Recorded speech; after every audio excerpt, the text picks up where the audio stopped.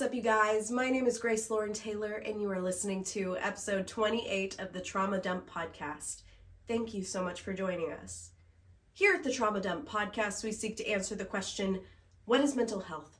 How do I take care of my own, and how do I support others? This week, we will be discussing the topic of surviving domestic abuse with our very special guest of the week, Kristina. Kristina is a mental health advocate that I really think you should follow.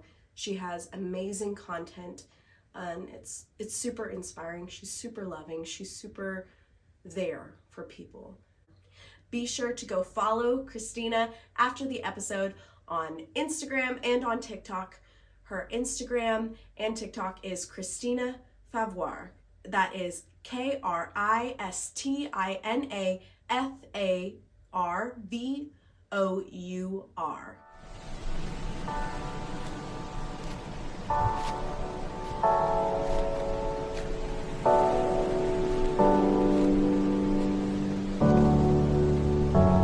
Remember, if you'd like to share on the show, please message us in our podcast Discord channel along with your unique experiences, and we will match you to the right episode. And just a quick disclaimer before we start, I'm not a licensed health professional. This podcast only seeks to create community and further understanding of these topics that are so often overlooked and extremely misunderstood. If you or a loved one are in need of medical professional help, we have resources in the description. The topics discussed here are always for a mature audience, so viewer discretion is advised. A huge resource before we begin discussing domestic abuse is the Domestic Abuse Hotline, which is 1-800-799-7233. The hotline can be accessed via the nationwide number and can also be accessed through the TTY number, that is 1-800-787-3224. The hotline provides service referrals to agencies in all 50 states, Puerto Rico, Guam, and the U.S. Virgin Islands. Persons can also contact the hotline via an email request from the hotline's website, which will be linked in the description. Services are always provided without regard to race, national origin, religion, gender, age, or disability, including those that are deaf or hard of hearing. Assistance is always available in English and Spanish with access to over 170 languages through the telephonic interpreter services. Please visit our description to see more domestic abuse services. If you are in immediate danger, please don't hesitate to contact 911. And for more mental health resources, see the National Helpline Database. Domestic abuse, also known as domestic violence or family abuse, is a pattern of behavior that is used to hurt, terrorize, manipulate, or gain control over a family member or a supposed loved one. According to the United Nations on what is domestic abuse may be perpetrated by any member of the household, such as an intimate partner, parent, child, sibling, relative, or staff member. When domestic abuse is perpetrated by an intimate partner, it is referred to as intimate partner violence.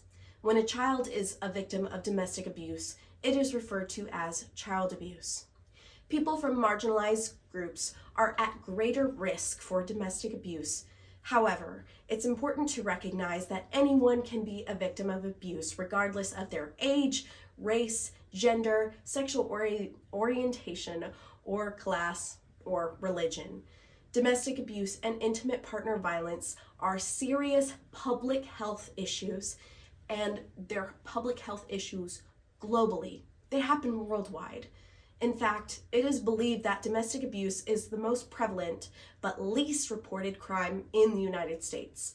Today we will be discussing how to recognize abuse, how to prevent it from further occurring, how to get out of an abusive situation, and how to treat yourself with respect and love after an abusive situation. I want all of my listeners to know that they are worthy of love and respect, and they never, ever, ever deserve any abuse of any form. If you need support, please reach out to us via our Discord server, where you can share anonymously whatever you're going through. In the Discord, we have so many different channels of discussion that include more than just trauma. So if you need a place to connect with other people to just share anything and everything that you're going through, please connect with us over on our Discord server. Now, I will note, I do sound a little different. That's because I've been sick. And I hate to admit whenever I'm sick. I've been sick for the past 2-3 weeks. It all started when I choked on a piece of chicken. Little intro to Grace Lauren Taylor. I have eosinophilic esophagitis. Your eosinophils, your white blood cells. It's a disease, it's a disorder, it's a huge allergy, but basically your white blood cells start to attack your esophagus whenever you consume something you're allergic to. So it's basically overactive white blood cells. And I'm allergic to a lot. I'm allergic to corn, pineapple, shellfish, a lot of different fruits like kiwi, cantaloupe, honeydew, and corn is in everything. Corn flour, corn starch, corn syrup.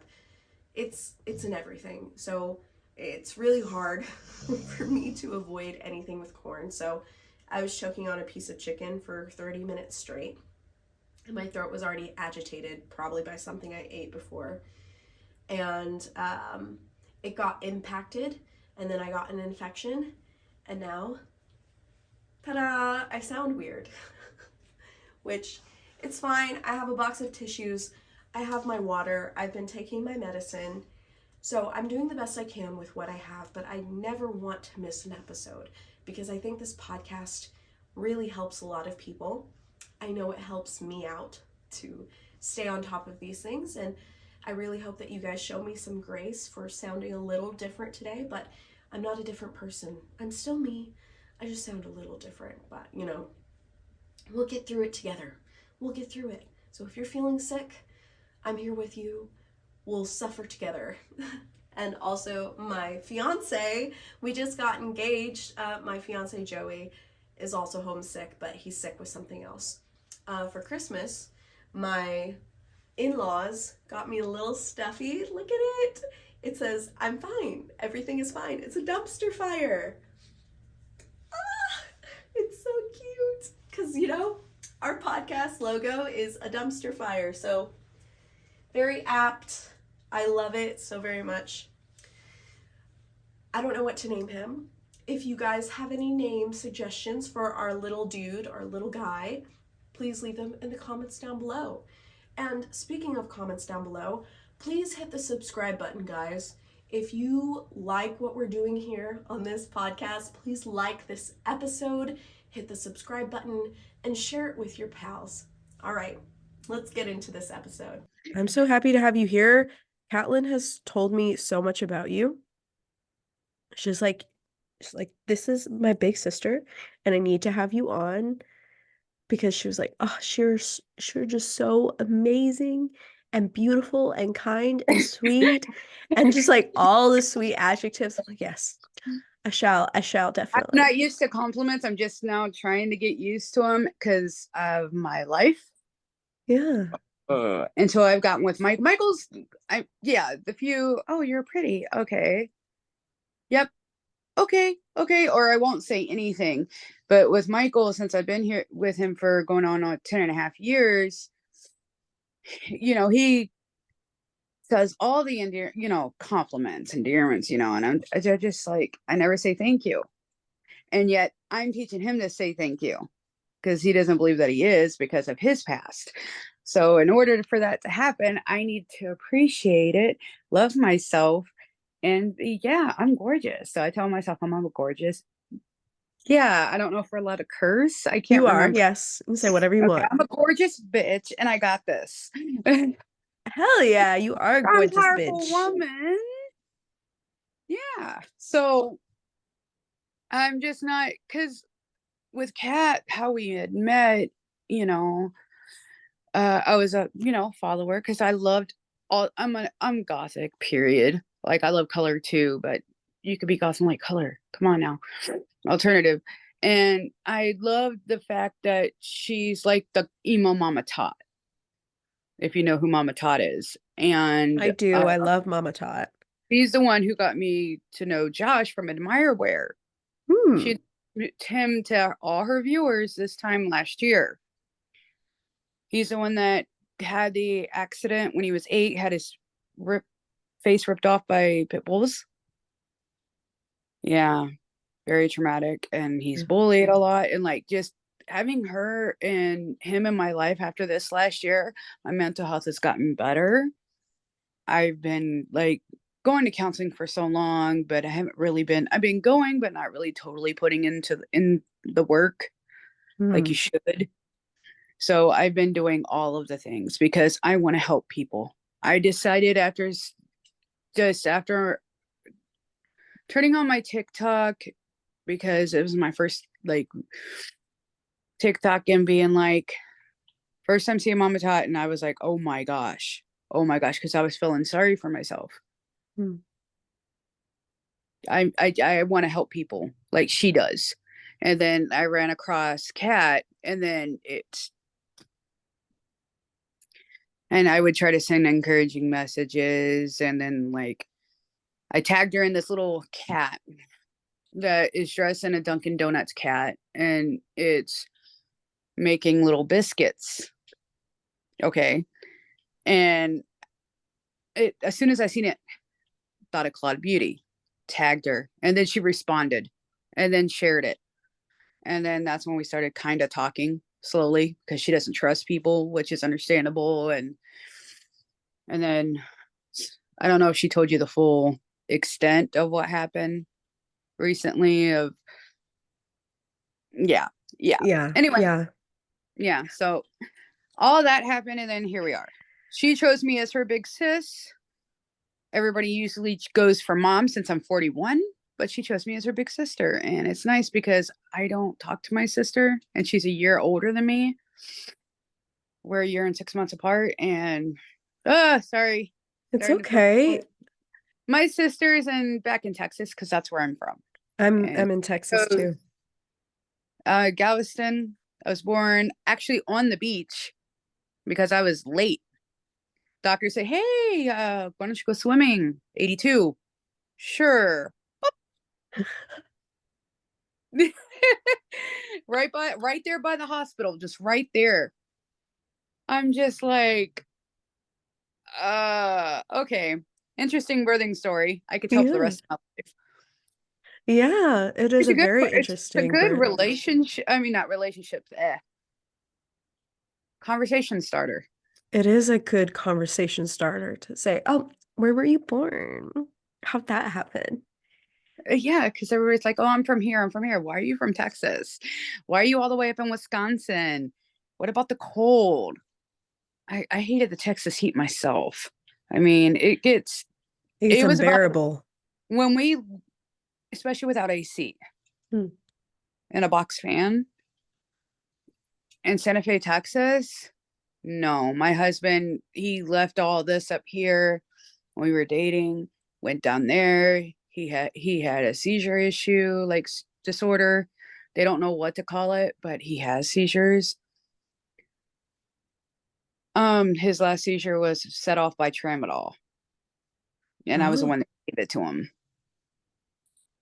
That weighs on me, but he forgives me because I listened to what the doctor said. Thinking the doctor's right. Yeah. Tramadol doesn't work on me. Hardly any pain medication works on me. Oh, wow. I also have seizures. Morphine doesn't work on me. It just my body doesn't process it at all. So I just pee it out. That's literally what my doctor's like. Your body will not process any of this.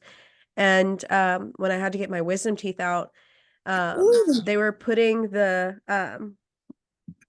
anesthesia on me, and I was awake for 10 minutes. And I'm like, what is going on? And I kept talking to them like, when is this going to kick in? And so the guy said he had to give me a dose for like a 500-pound man to put me under. Oh, wow. And they were so scared because they were like, oh, we're going to kill her. We're going to kill her. I'm alive. So it's like, no, I'm glad you're alive though, but still, wow. Yeah. Wow. I don't know what it is, but those pain medications, oxys, they don't work. I don't know. And it's most people in my family too. The Taylors, I don't know what it is, but we have like a gene that's resistant to most pain medications. And since The I've had, Favors too. yeah, Like we, sometimes it can work, but other than that, nope. yeah. Tylenol is all they can take. Yes. And my mother would make a joke since I was like itty bitty that I would ask her for Tylenol, mommy, Tylenol, since I was little. And she would make a joke that Tylenol was like my first word because it was the only thing that helped because I've had chronic pain since I was little.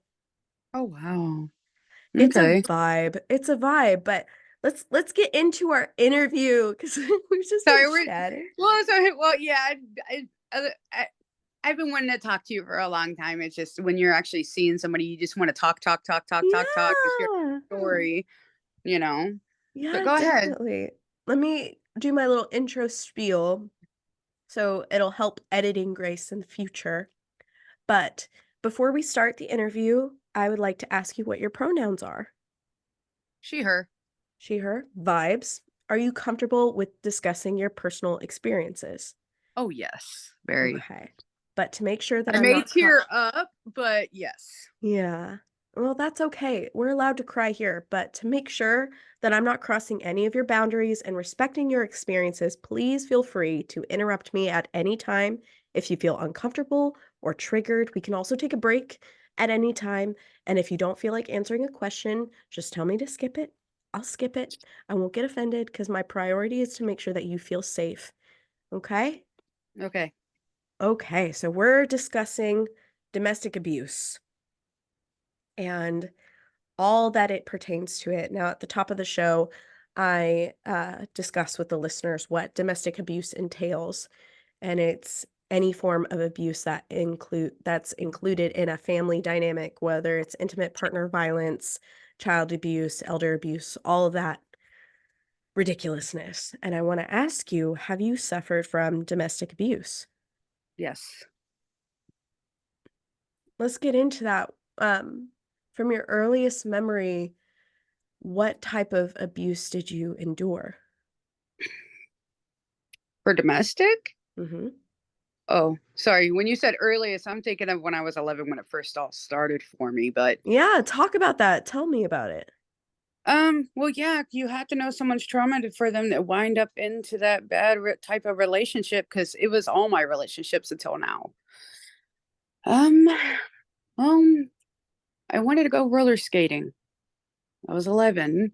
My mom was dealing with my brother at the time, and she didn't want. I wanted her to come with, let me go roller skating. She was dealing with him, and I was like, "Well, can I go by myself? I'm a big girl, mommy." Back then, everybody, I guess, houses watched everyone's, but I guess not that day. Um, well, she said stay in front of the front of the house, and I kept going a little further, testing my boundaries. Most kids do that. They test bounds. I've noticed. Um, and my neighbor guy, who I knew, I'm not gonna say his name. I won't do that. Will not do it. He was all like, "Hey, to me, I'm thinking he's trusting, because he's always around, right, right." So he's like, "Oh, why don't you come over?" And I'm like, "No, mom told me to go stay in front of the house." He's like, "No, I got something for you." I'm like, "Okay." There's woods right by his house. He's like, "Hey, did you see that over there?" I couldn't remember if he said rabbit or hawk. And he's like, "Look, it's just right over there." And next thing you know, it happens so fast, so fast. And he's on top of me. And cinnamon gum is a trigger because he was chewing it. But when I was struggling and trying to fight, he shot off a gun. And then right there, just right there. And then he's like, "This is going to be really quick. You're not going to feel a thing." and just, I went to a different place. A lot of pain, a lot of pain. And I went to a different place. And then my mom found me where I wasn't in the woods when she found me. I was on the side of the ditch, sunburned, naked, with nothing on. I went to the hospital. They did the whole shebang, rape kit, everything. So I don't know. I mean, my mom became an alcoholic right after. She blames herself. She told me not to tell my dad. So the only couldn't tell my sister, couldn't tell my brother, because maybe I did because he's so little at the time. But the one person I went to was my cousin, thinking he could help in some way, because we were like, he decided to have fun too. And that's when I first became a trafficking victim. I'm so sorry for that. That's horrible. Till I was 14. Yeah. I have a brand too on my hand. Mm. I want to get it covered up because I didn't know what it was, and because of me burying everything so far. All this is all new to me too. Yeah. And I'm actually handling it pretty well, because when I told Michael about it, he says he's gonna love me no matter what. You're still the same person I fell in love with, you know. And he hugged me. EMDR, you can uncover a lot that your brain can shut out. So many things. I remembered the uncovering of a lot of things was like the trafficking. I just thought I was like, I didn't know it was called trafficking, for one. I just thought I was a hoe, I guess. Yeah. And then just getting in and out of relationships that were bad. But it stopped because my family got involved, because my sister seen the hickeys. And she knew, it's like she went to him first. It's like, I'm wondering if he did anything with her. She never told me. And because they're the same age. And I was blamed for it. It's my fault. So all the other relationships, I was just wanting, I guess, love, affection, or something. Yeah. With people who tell me how to live my life. Mm. I always end up with people who are aggressive, or, just a little bit of sweet side with narcissism on top. Yeah.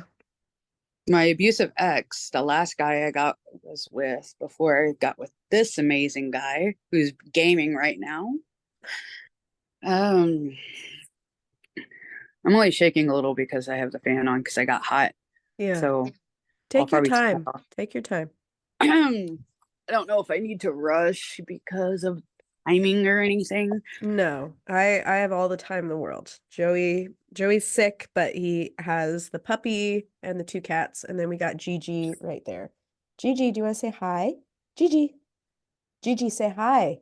She's sleeping. She's sleeping. She opened her eyes a little bit. She heavily sleeping. Oh, there she is. Say hi, Gigi. Hi, Gigi. Yeah, this is Gigi's first time without babysitting the puppy, so she's like, yeah, puppies are like babies. They're on you. I wanted to help you. They're on you nonstop. And is she a blue healer, or yes. they take excessive training, just like Husky? Yeah, we're doing our best. We finally nailed lay down. So we've had her for almost a month now. She can sit, she can stay. We just today nailed lay down, meaning she can do it on her own 3 times in a row. So That's good. That's good. it's been a lot. Like, get off is one of like the things we have to tell her all the time. But she doesn't steal food anymore, so that's really, really good. We don't have a dining room table because we are broke. But we have like this coffee table and we eat on the floor. And the coffee table is just high enough that she can put both her paws, her front paws on there. But now she doesn't do it anymore. So it's like, yes. And we had bacon and eggs this morning. So it was a miracle that she didn't try to steal that. So we're getting there. It's a lot. She is not potty trained yet, but she knows that immediately when she's outside, she goes to the bathroom, but she's, I think, like, younger than 3 months, but she can't hold it. Like, when she needs to go, she can't hold it. I feel so bad for the little baby. Oh yeah, she has a tiny bladder. Yeah. And we live on the 2nd floor, so sometimes I'm, like, rushing, and as soon as we get out the door, she just pees. It's like and then At least you made it yesterday out the door. yeah, and then yesterday, like, as we're going down the stairs, she peed as we're walking down the stairs, like, "Oh, goodness gracious." Puppy pads. She doesn't wanna pee on them. She pees on everything but them. I don't know what it is. It ju I don't know what it is, but we were talking about the abuse that you endured because you endured such severe abuse at the age of 11 that it snowballed into you accepting abuse and mistreatment because it was all you knew. And domestic abuse can take many forms. There are many different types of domestic abuse. There's physical abuse, which is when someone harms another person's body, causing them to experience pain or suffer from physical injuries. Physical Mm-hmm. abuse includes slapping, beating, hitting, kicking, punching, pinching, biting, choking, pushing, grabbing, shaking, or burning another person. There's Yep. also, yeah, sexual abuse, which Yep. includes any form of touching or sexual contact without the other person's explicit consent. Sexual abuse also includes any form of sexual contact between an adult and a person below the age of 18. There's also emotional or psychological abuse, which includes yelling, cursing, name calling, bullying, coercing, humiliating, gaslighting, harassing, infantilizing, which is where you make someone out to be younger than they are, like baby talking them to cause them like distress, threatening, frightening, isolating, manipulating, or otherwise controlling another person. Emotional and psychological abuse can be just as harmful as sexual or physical abuse. Neglect is also a form of abuse. It involves failing to provide for someone that is dependent upon you or a child with necessities such as food, water, clothing, shelter, medical care, or supervision. Neglect can also be emotional, which involves failing to provide love, care, and emotional support to someone. There's also financial abuse. Financial abuse involves taking control of an individual's finances by controlling their income, restricting their ability to work, and accumulating debts in their name. There's also cultural identity abuse, which involves using aspects of a person's cultural identity to cause pain. This may involve threatening to out someone as LGBTQIA+, using racial or ethnic slurs, or not permitting the person to practice traditions or customs of their faith. There's also technological abuse, which involves using technology as a means to threaten, stalk, harass, or abuse another person's. Examples of this include using tracking devices to monitor someone's movements or online activities and demanding to have access to the person's social media or email accounts. There's also immigration abuse, which involves inflicting harm on a person by using their immigration status to threaten or restrict aspects of their life. I mean, that Examples happens a include, lot in this life. It's oh, sad. yeah. But sorry, I didn't mean to cut you It's off there. It's okay, just like babe. all that stuff you said, I've dealt with almost Yeah. all of it. almost Exam all. I was like, whoa. Yeah. Examples of immigration abuse involve threatening the individual's family members and destroying, hiding their immigration papers, and threatening to have them deported. So these are just a few different categories of abuse that can be inflicted or felt. And it's so real. You were saying how, you're like, I relate.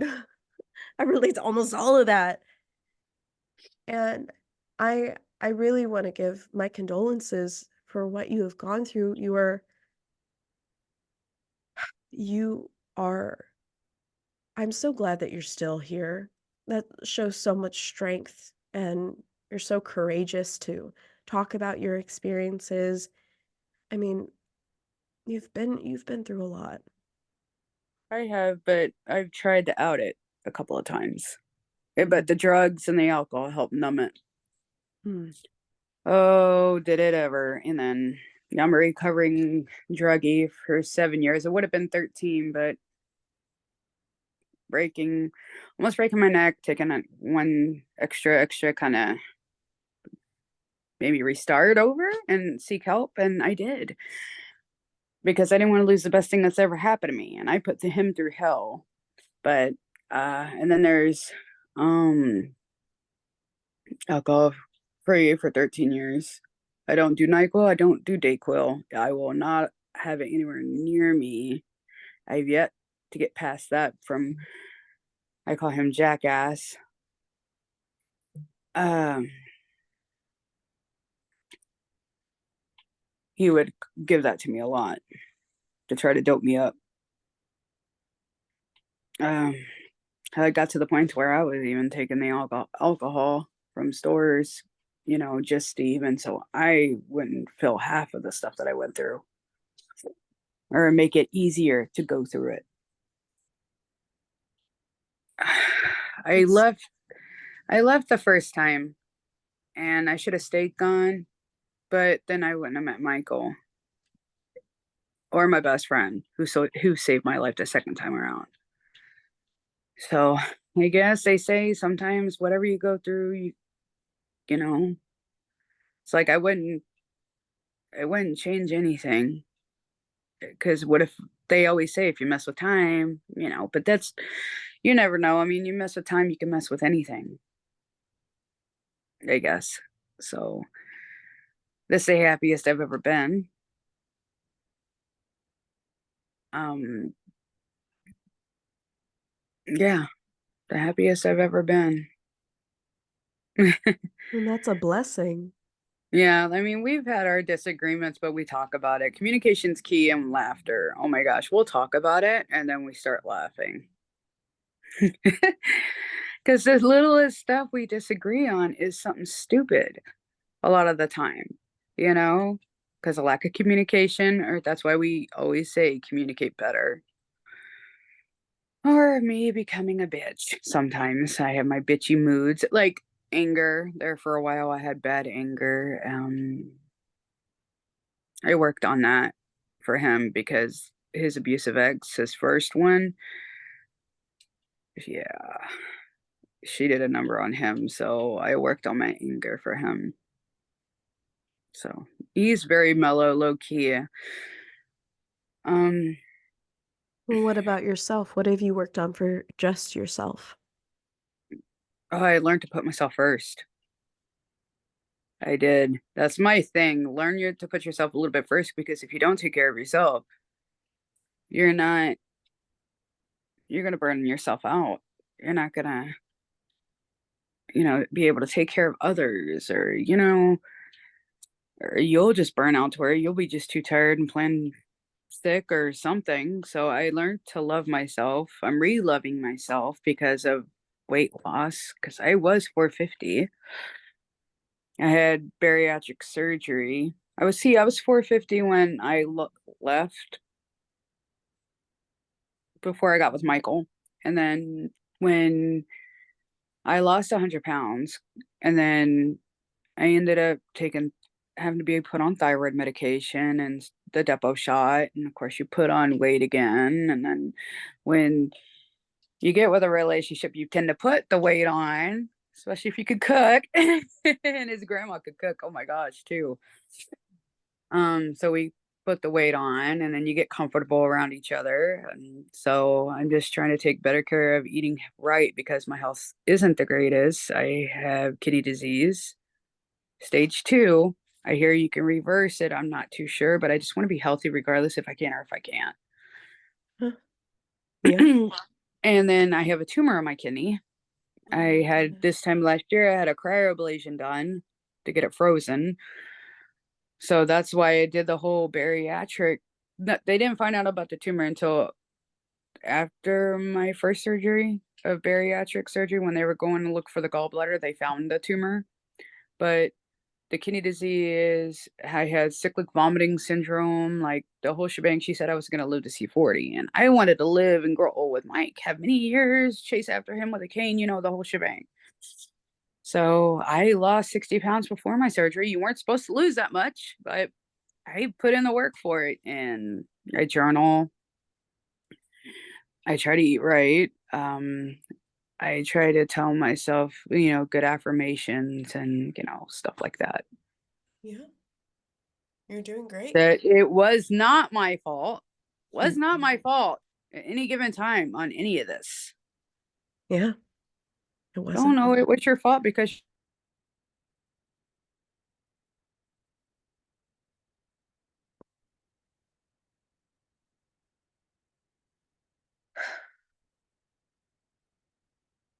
Mm. I have to tell myself, Christina, are you still there? can kill you faster or something. Of course, I've got more knowledge on a little bit better with researching things now if somebody tells me certain things. So that's what he had told me, I believe, at the time, and then I went back. Mm. And then ended up marrying him. Hmm. You could tell I was high as a kite in the video that I shared on Facebook because I was laughing the whole time. They ask you if this is what you want to do in front of your abuser. And then when I ask for help, they don't give it. Yeah. So you were failed. They Yeah. failed you. It's hard to trust people nowadays. Yeah. Like it took well, with Mike, it took a year, a whole year. And it took me getting sick for him to, knowing that, yeah, he doesn't have a mean bone in his body. Mm. Especially when he thinks when he hits you in your sleep by accident and flips out about it. Holy crap. Yeah. Mm. But yeah, I try to put in the work for me, and I do meditation and as You much said as I you can. journal? You like to Yeah. journal? I like to read too.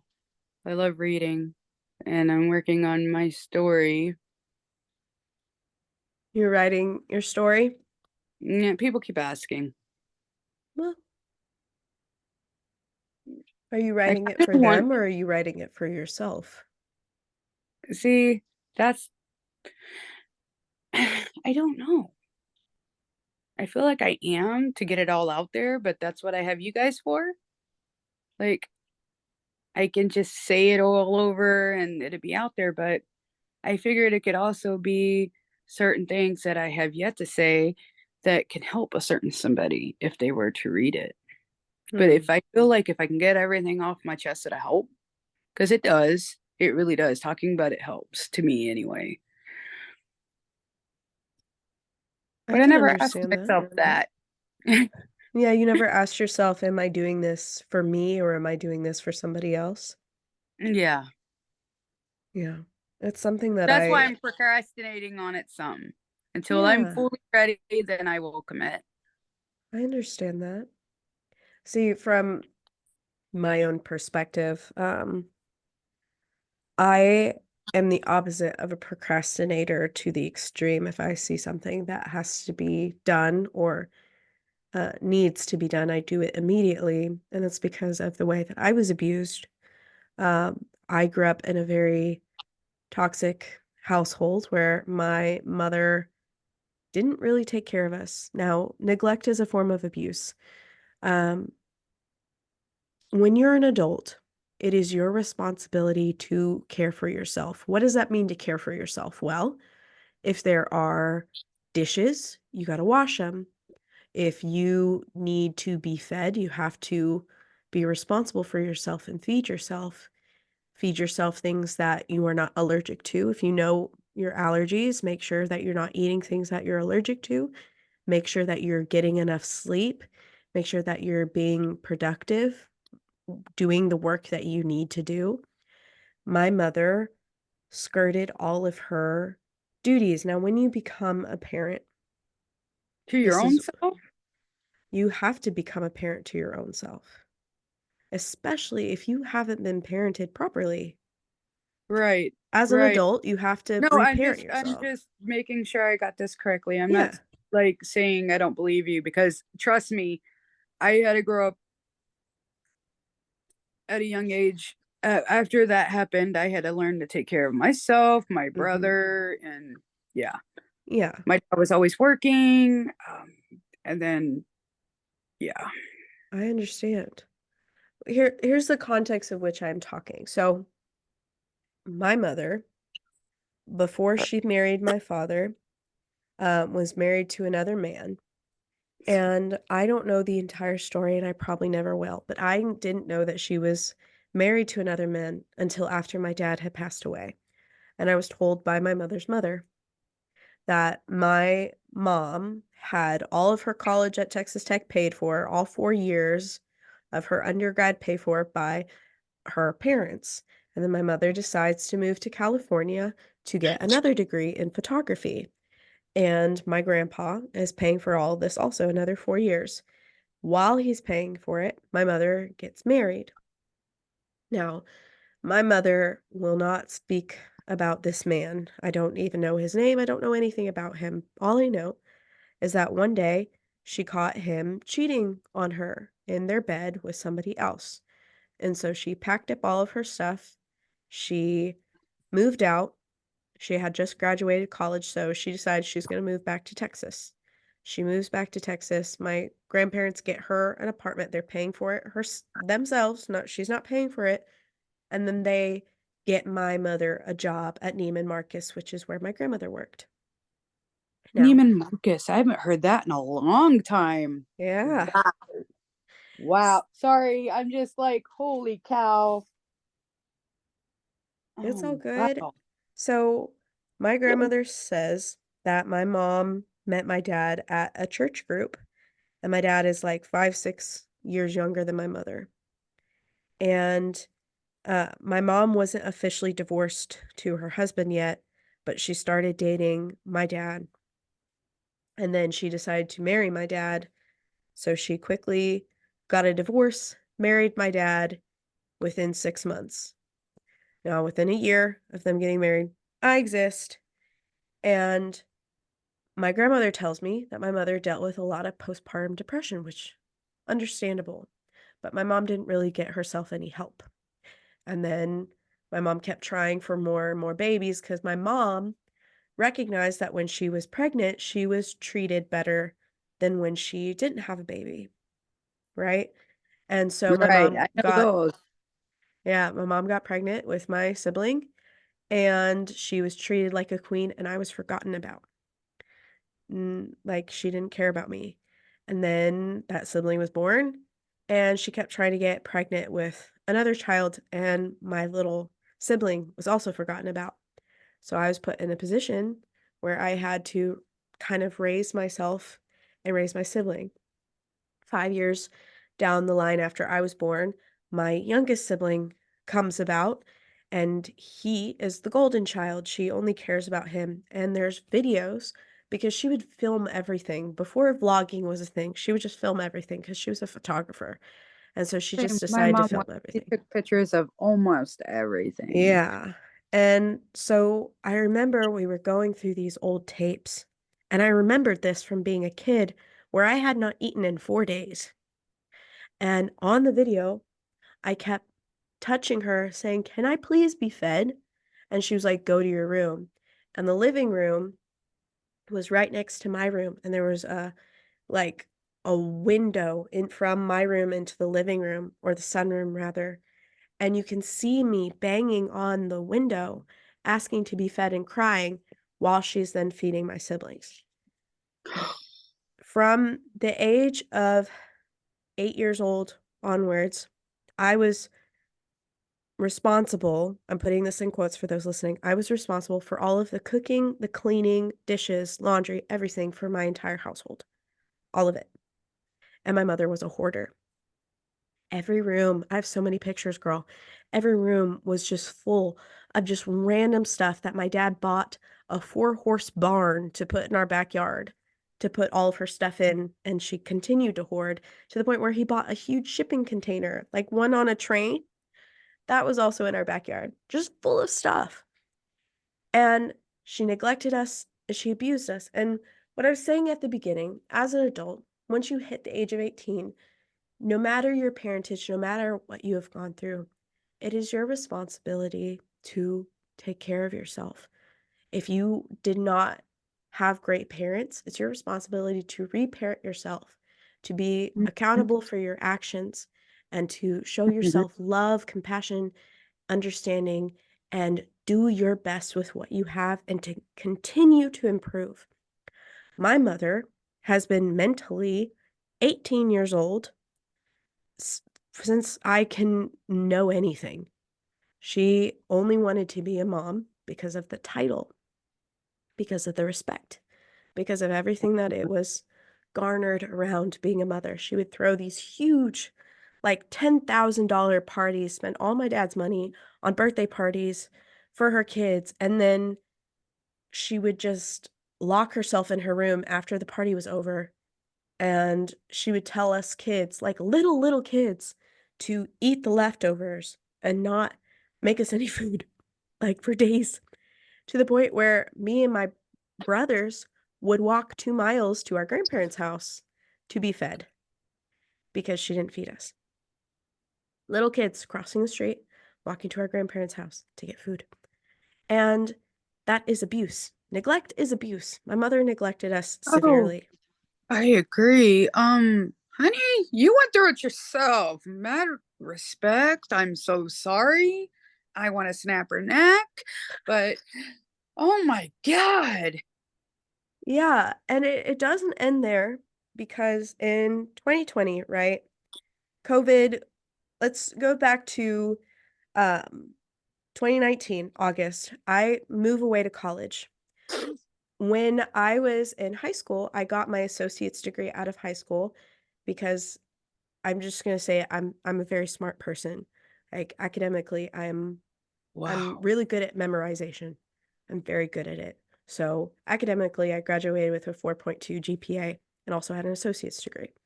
And while I was in high school, I worked as a nanny to 4 boys, and I made a lot of money.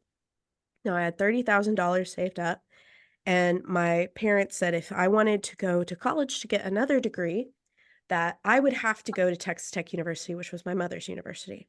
So August, I go to Texas Tech. That's 2019.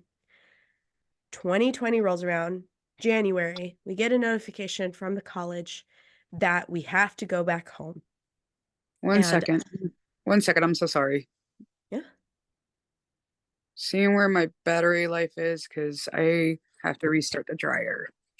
I understand. I do. I apologize, but you went to Texas Tech? Rackham. Tech? The Yeah. Tech. Yes. Oh, I would figured you'd be like at because UT or something. I know like in schools because Texas Tech's a great school that I hear, and I Mhm. hear that UT is, and so is A. Like all colleges are really good, especially if you're smart. That gives me a lot of respect for you because I'm trying to go back to school at 41, Yeah. and because my parents pulled me out saying then I'm not going to learn anything because I have a learning disability. Hmm. And I have dyslexia. There's no excuse. You can do anything that you want to do. Now, I don't mean there's no excuse like as in like there's no excuse, do it. But like you are capable of so much more than you can imagine, that you can fathom. Like so I need to put a sweater on. I got the cold flash again. it's Hot. okay, babe. Put on that sweater. But I got LOAs, which are letters of accommodation at college. I got to bring my service dog with me. You know, I got extra time in class. I got one-on-one time with all of my professors to always be able to ask them for help. And so if you need extra help, like colleges provide it now, which is awesome.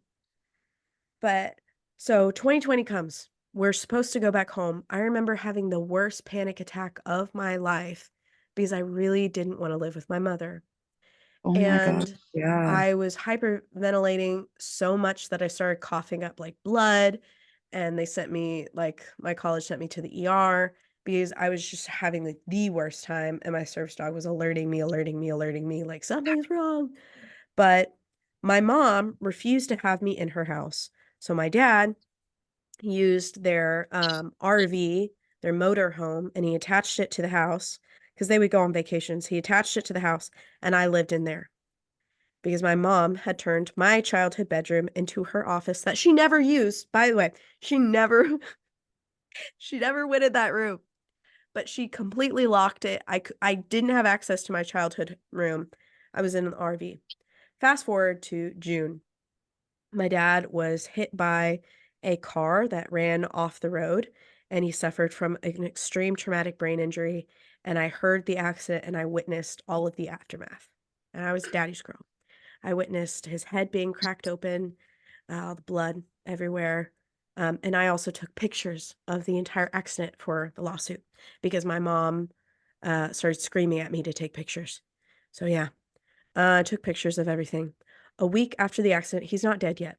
A week after the accident, my mother takes all of us kids, her 3 kids, off of the car insurance, health insurance, phone plan, iCloud, everything, changes the locks on the house, and says she doesn't want anything to do with us at all.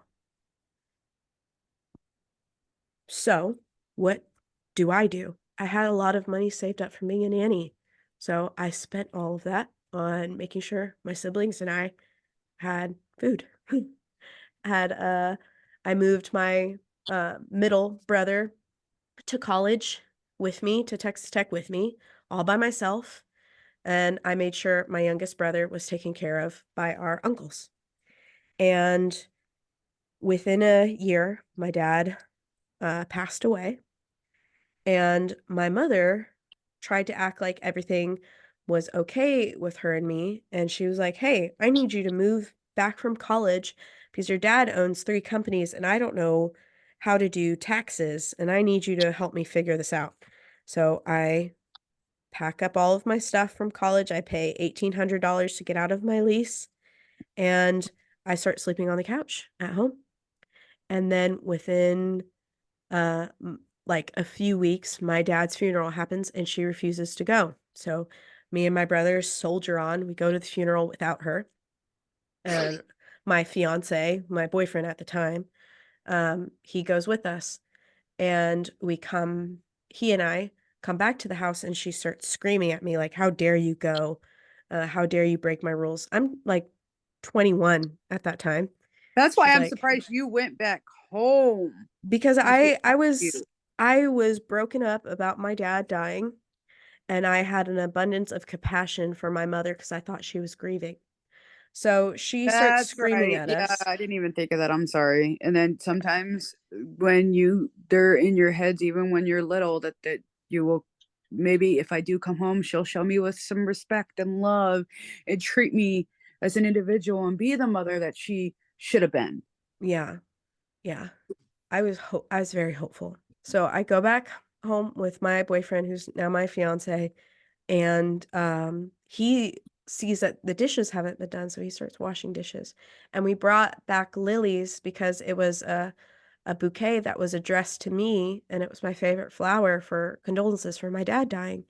And so I left them, and she smacked them off of the table and the glass shattered everywhere. She said, "How dare you bring flowers from a funeral that I was boycotting?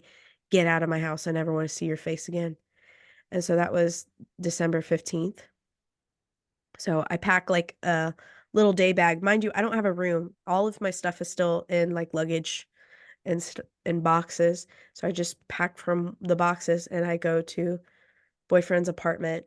I come back on Christmas Eve. She's screaming at me and my brothers about like this is her first Christmas without her husband and how dare we expect presents, and we didn't expect anything, to be honest. But she was like, "How dare we? Like this is my Christmas without my husband, like blah blah blah blah blah blah blah." And she starts screaming at my middle brother, and me and the youngest brother are like, "You can't do that. You can't scream at him. We've lost our dad." And she tells us to get out. And so I do. We get out. And on the 1st of January, the coming year, so 2021, or 2022 rather, she tells me that she wants me out of the house. And so I become homeless for 4 months. I've been homeless. Yeah. Yes. Living in my car was a vibe. Oh, it is. It is. Living in a van in your grandfather's back of his house. It has like a little light with electricity that he put on his stuff because I couldn't live inside because my grandmother wouldn't have it. And I would have books. I'd eat peanut butter and jellies. Because he would try to buy things for me if he could. But that was as far as with that. And then when I've eaten out of dumpsters, I've eaten with my abusive ex, there's times where we've had to eat out of dumpsters, dumpster dive, and I had to be the lookout. And I has ones too. Once you started talking to me, I had to get one anxiety buddy. Yeah. That's what Kat calls them, anxiety buddies, because they are squishmallows. I saw that. It reminds me of your trauma dump. Yeah, this was my Christmas present from my mother-in-law. It says, "Everything is fine. I'm fine." It's a little dumpster fire. It's so cute. Yes. I love it. I love it too. No, quick question, if you don't mind me asking. Yeah. How did you and your My fiance meet? fiance? Yes. Yeah. So we met on Tinder. I actually, so funny story. I put on my Tinder bio, I was like, "I'm not looking for any relationship. I just need a friend because I just moved back to Dallas from Lubbock and my dad is dying and I don't want to be in the hospice all by myself because all of my friends were in Lubbock." I was like, "I don't want to be in the hospice all by myself." And I also put in there, "My mother is crazy and she has stolen my car keys, so I can't go anywhere." And so he messaged me and said, "Hey, if you need a buddy, I've had a lot of traumatic experiences. You can just come chill at my house and hang out and talk." And we were friends for like 2 months before we ever started dating or anything like that. And so he became my boyfriend after my dad died, and he was like my strongest supporter and defender. And then once my mom kicked me out, like he was like, "You need to stay with me." And I was like, "I'm afraid to depend on anybody." So Right. eventually we got an apartment together and we're now in that apartment and we're about to get a house. Oh, yay. Yay, yay, So yay. silver lining, guys, it's possible, but yeah, I did not trust him for a very long time. Like you said, you didn't trust your mans for a very long time either. My thing is, how'd you trust him enough to go to his house? So I know how to defend myself, like physically. I really do. I would consider myself a danger to a lot of people. And also I have Gigi. Gigi's my service dog. Gigi comes with me everywhere. Gigi has a command where she will bite the shit out of you. So I also have a taser. It's a pink taser. Oh, I brought my okay, taser with me. Yeah, I felt a lot better with Gigi and then Taser. Yeah, I brought my taser, and I did not meet him at his house first. That is also another thing. Okay. We went to Cracker Barrel, and I brought one of my childhood guy friends with me, and my guy friend Peyton Menzel. Hi Peyton, I love you. He Hi, Peyton. vetted Joey, and we also hung out at Peyton's house most of the time before I went to Joey's house. So That's good. That's good. Okay. I 'Cause I'm didn't just do like, wait, something what? exactly dumb. It might be a little dumb, but it wasn't completely dumb, and I think it turned out well for me in the long run. That's good. That's good. I Yeah. just I Yeah. met him. I met Michael on. Well, I met my abusive ex on Yahoo Chat. Mm. Okay. Not, we were friends first before the whole dating thing happened. My best friend told me to give him a chance, and I thought he was fucking sexy. God. Like, I actually let go of all my, oh, this is how I want a guy to look. Da da da da da da da da. Da. No. He looks like the bad boy, but he's a sweetheart. Because he has sleeve anime tattoos. Hmm. So, and he's working on his leg and stuff like that. Like, but he's like the sweetest thing. So, enough so that people don't really hold long conversations with him much, Yeah. but they take his word. Like, if Hmm. Michael thinks somebody's off, they listen to him. Yeah. Like, I don't know if it's a Some vibe dudes thing just or know. he can, like, like, this guy didn't say not many words, was in our car and told me, do not trust this guy. Do Mm. not trust him. And I was right. He was a narcissist and scary. And yeah, just because he was little doesn't mean much, because anything can happen. And everybody else at my work listened. And then they started seeing it for themselves. And then, yeah, so that person doesn't work there anymore. Thank goodness. Because the girls felt scared to go to their cars. So we Oy. had to go out in groups for a while, but I think he's in a different state now. Yeah.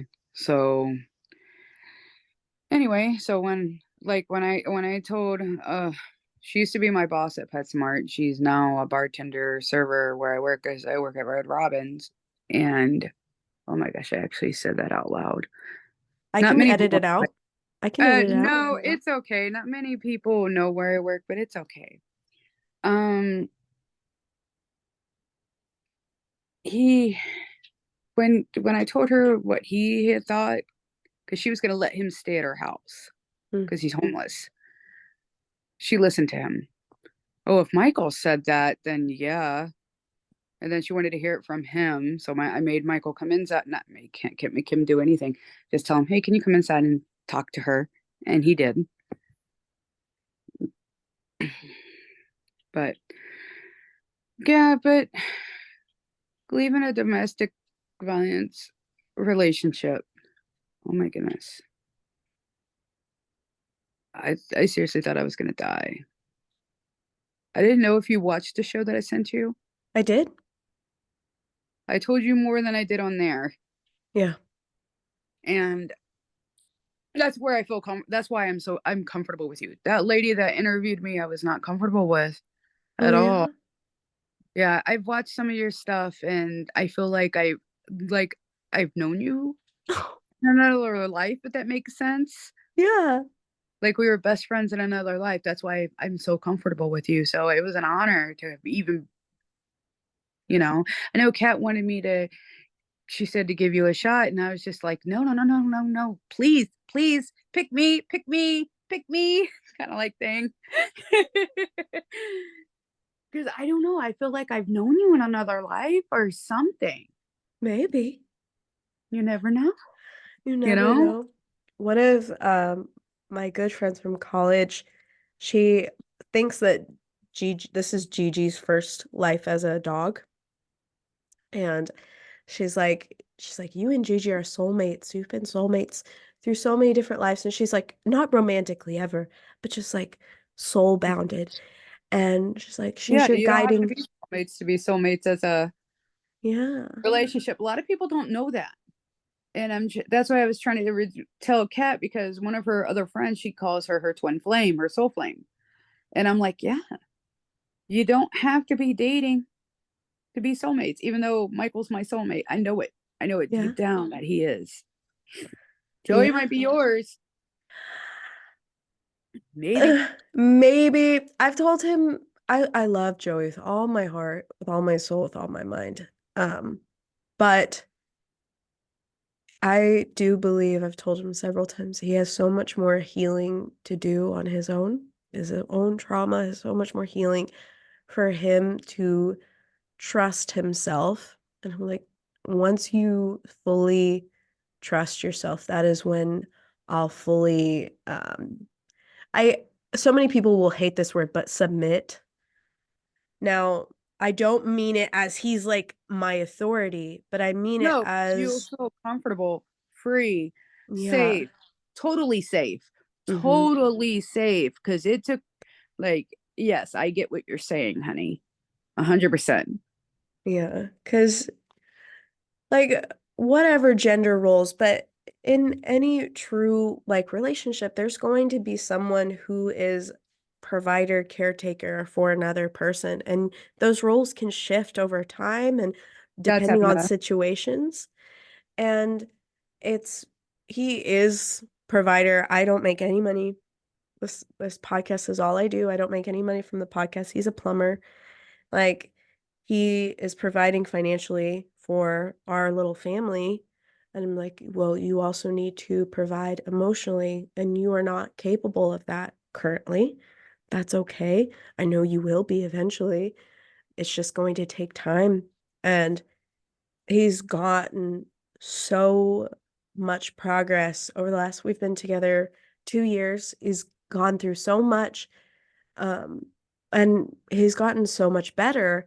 And I'm just like, there's I know there's so much more potential for him to take a leadership role, not only in our life, but also like in his career in plumbing to once he gets his tradesman license, which he's almost there. Oh, so sorry. Oh, good. We're still on. Can you see me? Yeah.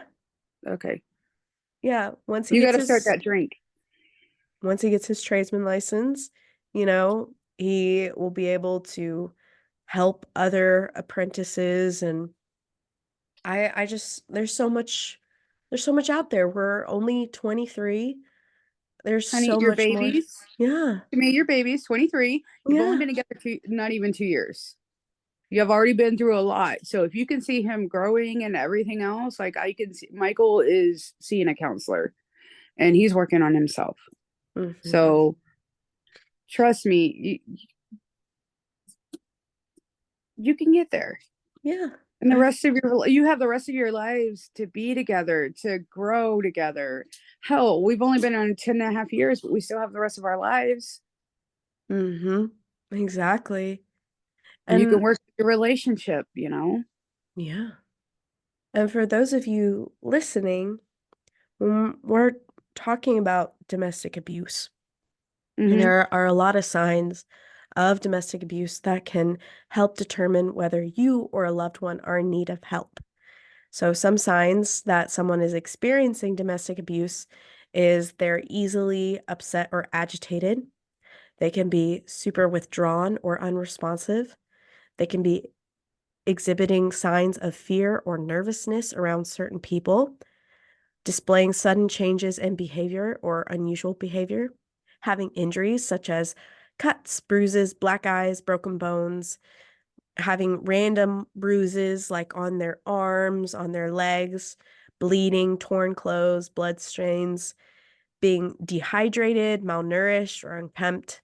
You can tell whether or not they're living in unsafe or unsanitary conditions. If a person suddenly starts wearing long sleeve clothing or sunglasses when it's not like permitted, say it's like 1,000 degrees outside and they're wearing long sleeve clothes, having unusual eating or sleeping habits, being extremely meek and apologetic, losing interest in daily activities, and isolating from friends and family.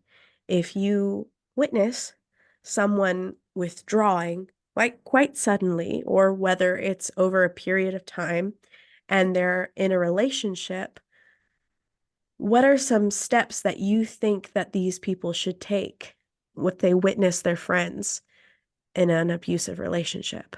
Ooh, I have yet to be asked this one. I like it. That challenge.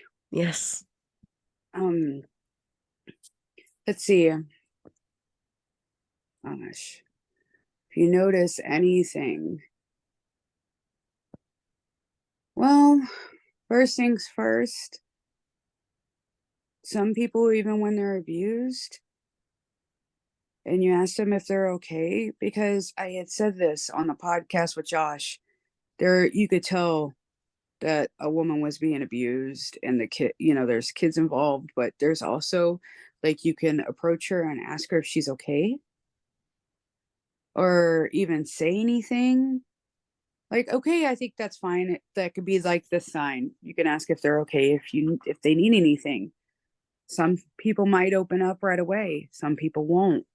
Some people will flip out and just go on in and on themselves and say nothing's wrong.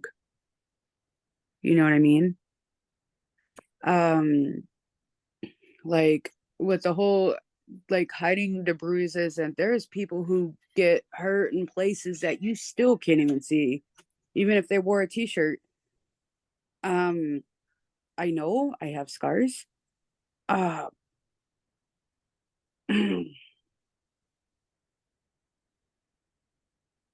just try to be a really good friend to them. Try to be a really good friend to them if you can, because they're gonna need a good friend. They're gonna need a good friend, and Renee was that for me. She never pushed anything. The first time that I noticed that she noticed was when she had asked me, "Why do you dumb yourself down for him?"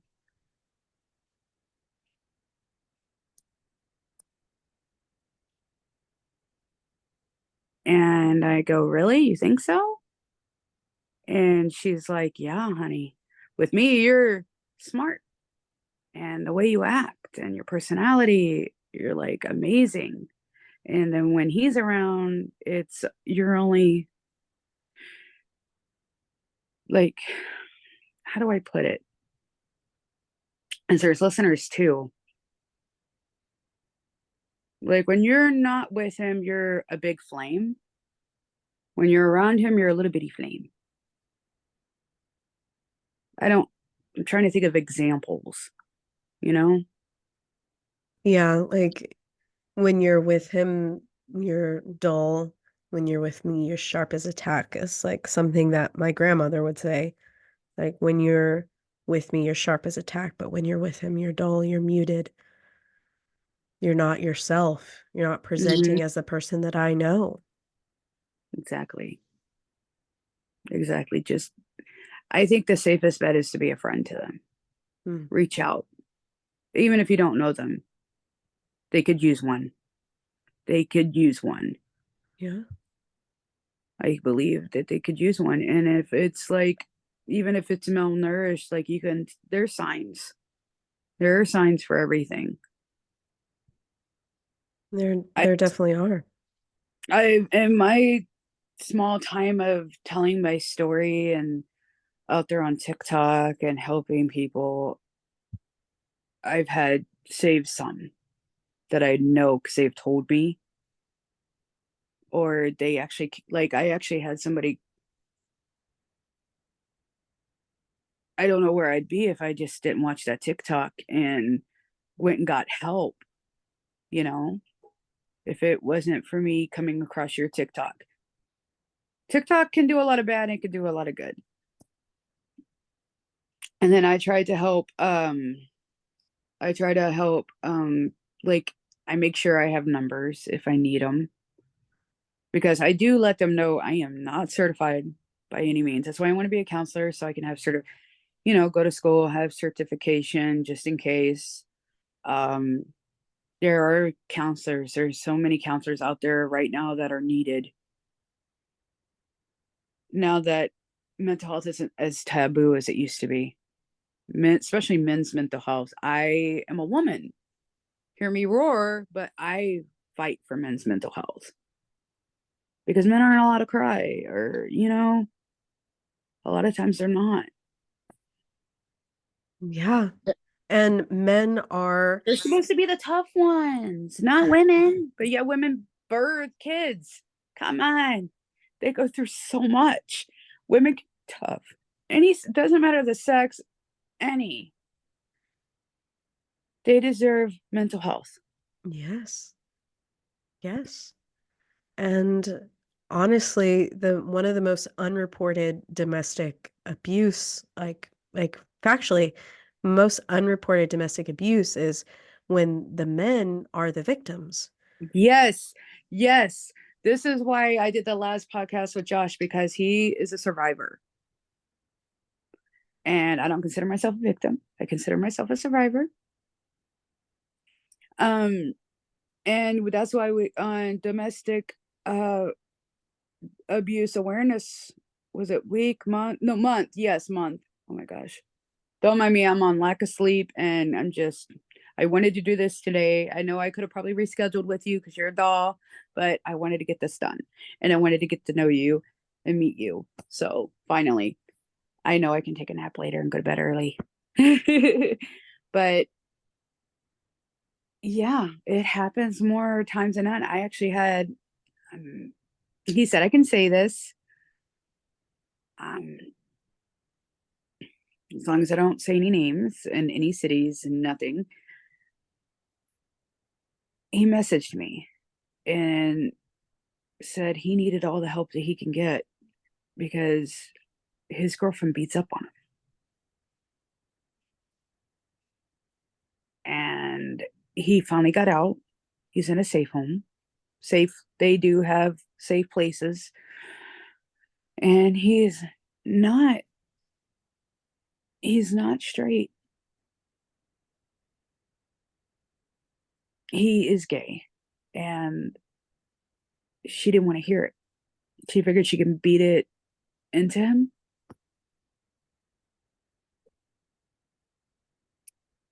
Yeah.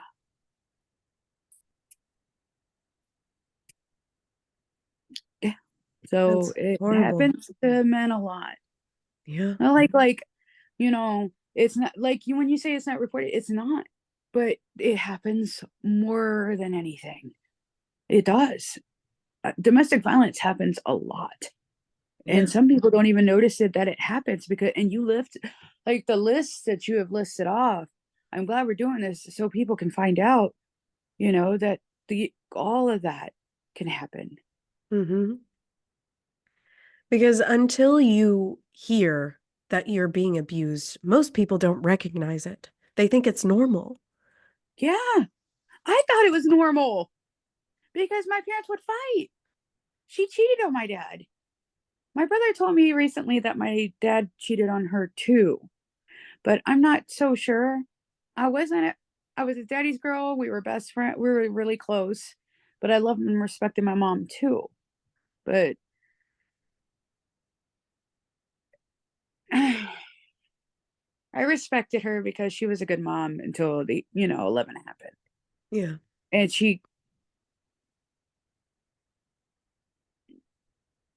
in the end, it wasn't good, but I made peace with her before she passed. And then I lost my dad a couple months later. Mm. I'm He couldn't, sorry. he died of a broken heart. He couldn't live without her. Mm. They got a divorce, got back together. When I told him there was Hurricane Ike, Mm. because Harvey was the one when my brother and sister-in-law moved up here. Okay. Hurricane Ike. Me and my dad were stuck in some apartments after she had passed, power's out, and nothing to do but to read and to talk.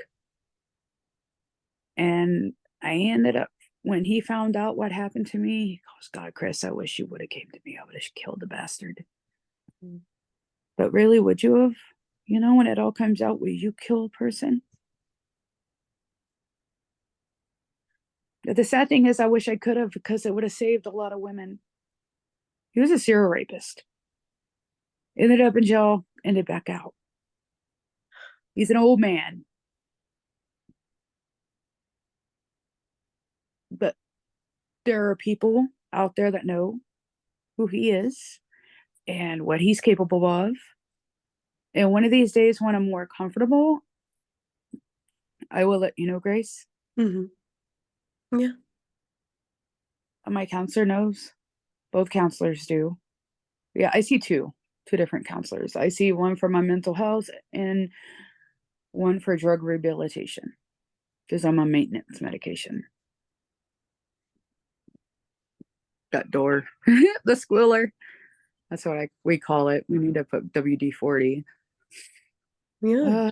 But But being an abused person can cause a person to think that they did something to deserve the abuse, believe that they are unwanted or unworthy of love and respect, feeling guilty or ashamed, feeling helpless and powerless, feeling used, controlled, or manipulated, be terrified of doing something that will upset their abuser, behave differently in order to avoid upsetting their abuser, have difficulty sleeping, concentrating, or participating in activities they once enjoyed, develop mental health conditions such as depression or anxiety, develop physical health conditions such as heart disease, digestive issues, muscle and bone conditions, fertility problems, and nervous system disorders and seizures, feel responsible for regulating the emotions and behaviors of their abuser, feeling hypervigilant and that they're constantly walking on eggshells, feeling not good enough or capable to make their own decisions,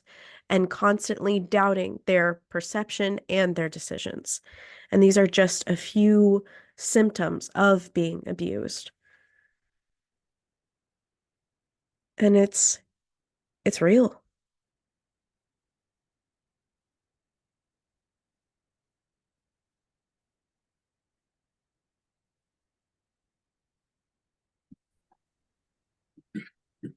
Sorry, you cut out for a second. You still there? yeah, you did too. Like you went like this. It might have be on my end because it's raining outside. I'm not sure. I was like, you froze. Are you there? I Sorry am about here. I hope my thing recorded, but if it didn't, I'm gonna do like the last three again. So, people yeah, go that ahead. have been abused can often develop physical health conditions such as heart disease, digestive issues, muscle and bone conditions, fertility problems, nervous system disorders, and seizures. They can often feel responsible for regulating the emotions and behaviors of their abuser.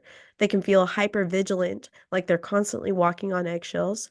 They can feel that they're not good enough or capable to make their own decisions. And they can feel like they're constantly doubting their perception and their decisions because they are stupid. Have you ever dealt with any of these symptoms? I second guess myself a lot. I do. And it's something I'm trying to work on. Um, when I was with Jackass, I wasn't allowed to cry at all. I couldn't. And if I did, well, there's that. So I do a lot of crying.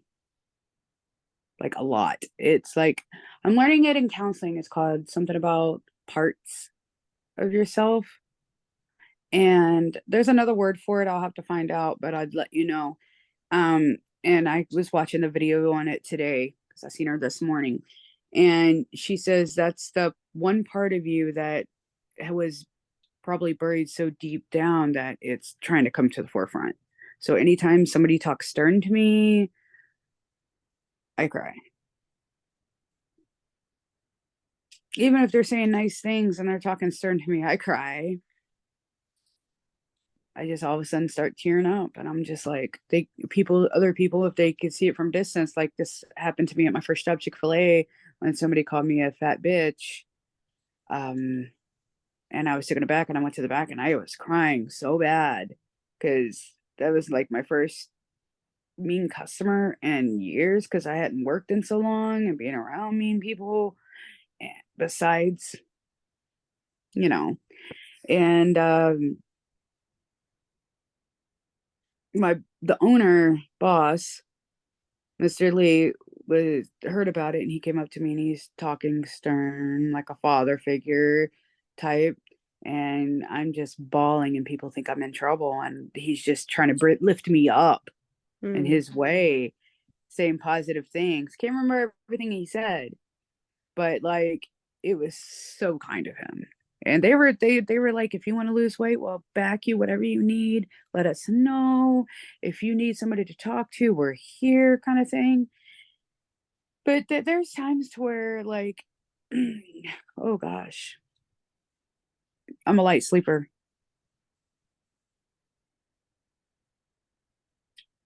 That's a From trauma response. past, yeah, being a light sleeper. uh I used to sleep with a knife. Mm. um Trying to think of all of them. But yeah, learning, I had to unlearn some things myself.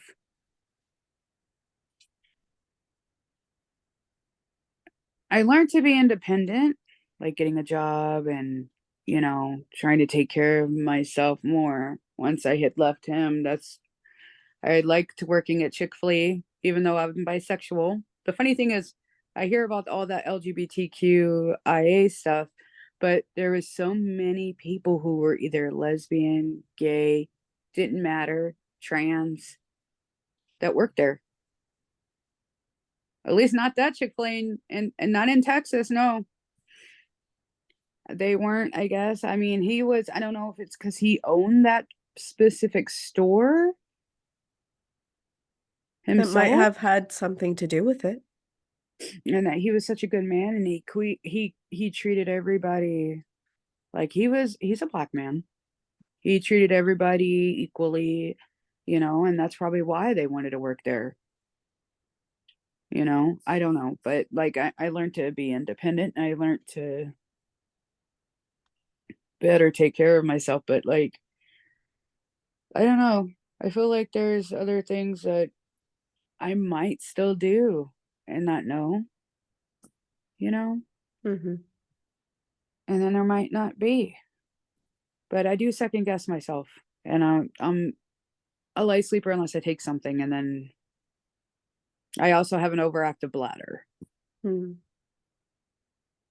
So, um, I don't, and I know that's not from trauma because of me.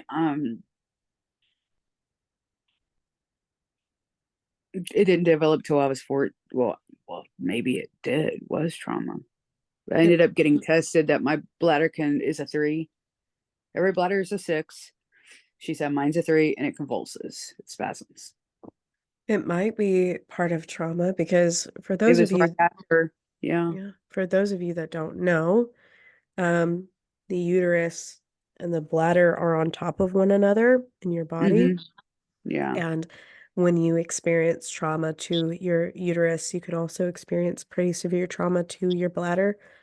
Um, and a lot of women or femme presenting, those people with uteruses, um, that have endured sexual abuse can develop bladder incontinence and other issues with their bladder of peeing when you're afraid as like a fear mechanism, because a lot of the times if you this is another thing with animals, if prey is afraid, it'll pee on itself, and more often than not the predator will not eat that animal. um it's a natural response to fear, and it's Yeah. not something that anyone should ever be ashamed of.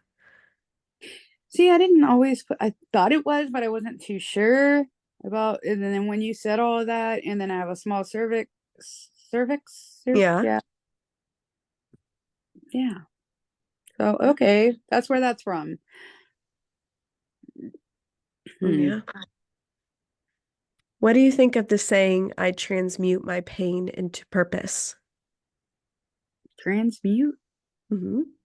my pain into purpose. Like, can you break that down to me? So, transmute.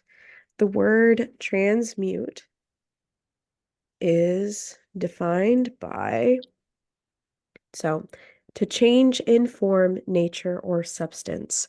So alchemical transmutation is back in the day, they were trying to change lead into gold. So transmute is to change one thing into something else. And other words for transmute are alter, adjust, adapt, improve, modify, convert. So the saying of the podcast, which I'm going to put on a t-shirt, is transmuting pain into purpose. So to take that pain, alter it, Mhm. and to bring purpose forth from it. Oh yeah. Oh yeah. That's what I'm trying to do. That Yeah. you are too, honey. You are too. Yeah, that's what we're trying to do with Sorry, this I podcast. didn't understand what that word It's was. You okay. might have to dumb that down for me a little bit. No, don't ever apologize. Don't ever apologize for not understanding something because I would love to explain anything to anyone. That's one of my favorite things. I was a nanny to 4 boys. I homeschooled those 4 boys for 7 years. Like Oh it's wow. Yeah, it's one of my joys and privileges to elaborate. I love to. It's a lot of fun, but the podcast's purpose is to identify trauma and how we can help heal ourselves and thereby help heal others. And the mantra of the podcast is trauma is not who you are, it's what you go through. Trauma is not who you are, it's not you, it's not anything wrong with you. It's just something that happened to you. And what we Right. do with that trauma can really help us grow or it can hinder us, but it's what we do with it.